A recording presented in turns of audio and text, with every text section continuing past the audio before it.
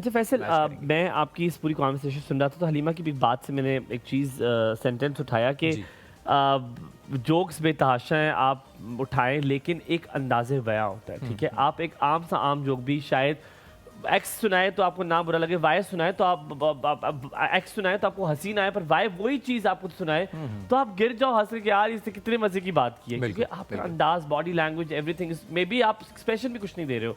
सो ये तो खुदादाद सलाहियत है। सवाल मेरा ये है कि आपको कितना लगता है कि आपका टेंशन दूर करने के लिए, आपकी टेंशन दूर करने के लिए, स्ट्रेस दूर करने के लिए आपको हंसने की बहुत ज़रूरत है भी?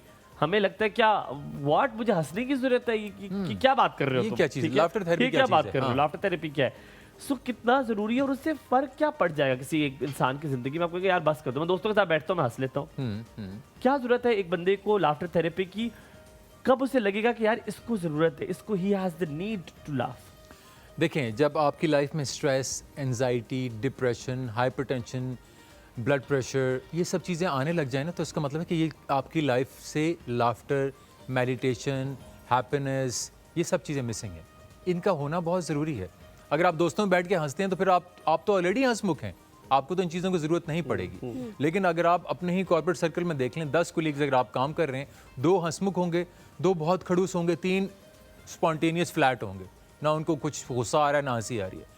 तो वो लाशें हैं, जिंदा की जिंदा हाँ, तो लाशें। उन लोगों को साथ जोड़ने के लिए अब पूरी वर्कशॉप्स होती हैं, पूरी वेलनेस रिट्रीट्स होती हैं, लोगों को साथ लेकर आते हैं कि जी आपने एक दिन की पूरी वर्कशॉप हमारे एम्प्लॉयज़ को करानी है ताकि इनकी जो वेलनेस बरकरार अपने रहे। डोमेन के बड़े लोगों से मुलाकात हुई हाँ, होगी, जो हाँ। हंसते हंसाते जी। हैं, वो कॉमेडियंस हैं, जी। होती होगी। कहा जाता है ऐसे लोगों के बारे में कि आप लोग जो हैं, दिल आपका सबसे ज़्यादा टूटा हुआ होता है, कहते हैं जो सबसे ज़्यादा दुखी होता है ना, वो दूसरों को वो दूसरों हंसा को रहे हंसाता है। तो फैसल, अब जो कहूँगा सच के सिवा कुछ नहीं कहूँगा। बताओ, अंदर से टूटे हुए हो, दुखी हो, तभी ये लोग हंसाने का फन जानते हो? Do you agree? वैसे दुखी कौन नहीं होता, सभी दुखी होते हैं। हाँ, देखें, स्ट्रेस, एंजाइटी, डिप्रेशन सबकी लाइफ में है, लेकिन ऐसा कुछ नहीं है, इससे इसका कोई ताल्लुक नहीं है। जिस तरह शायर के लिए कहते हैं कि तुम्हें मोहब्बत होना बहुत ज़रूरी है, तुम्हारा दिल टूटेगा तब तुम अच्छे शायर बनोगे, लेकिन ऐसा कुछ भी नहीं है। एक अच्छी सेंसिटिव अप्रोच, एक अच्छा सेंसिटिव जहन, इमेजिनेशन, सोचने की सलाहियत, महसूस करने की सलाहियत, ये आपके पास होना चाहिए, आप सब कुछ कर हर सकते कोई कॉमेडियन बन सकता है? हैं। नहीं, बिल्कुल नहीं, बहुत ही क्यों? मुश्किल काम है। 10 में से 1 कोई होगा जिसके अंदर ये कॉमेडी वाली सेंस होगी, और ये बाय बर्थ होती ये है। आपने बहुत कम फिर आप- बताया है। हाँ, फिर आपको 10,000 में सीखना से एक पड़ता है। होगा कोई हाँ, जिसके अंदर ये बिल्कुल, सेंस बिल्कुल, होगा। आप ऐसे ही कह सकते हैं। हाँ। तो वो आपको सीखना पड़ता है, फिर आपको पॉलिश करनी पड़ती हैं चीज़ें, फिर सेंसिटिव लाइंस पे आपको काम करना पड़ता है कि मुझसे हंसी मजाक में गलती ना हो जाए। तो हर कोई नहीं अच्छा, कर सकता। फैसल, कनेक्टिविटी के लिए क्या लैंग्वेज आना, एक से ज़ायद लैंग्वेजेस आना, वो पार्ट प्ले करती है? बिकॉज बहुत लोगों को लगता है कि पंजाबी में जुगत मारना या पंजाबी में मजाक करना बड़ा आसान है, yes, because oh, Punjabi is a very rich language. True. उसके अंदर बात करना, मजाक छोड़ देना, जिस तरह हम सिखों के बारे में फैसलाबाद को कहे ना, तो हाँ, the pointing मतलब and उनके timings अंदर, they have उनके now. मेरे ख्याल से उनका जो खमीर है उसके अंदर ये चीज़ मौजूद है।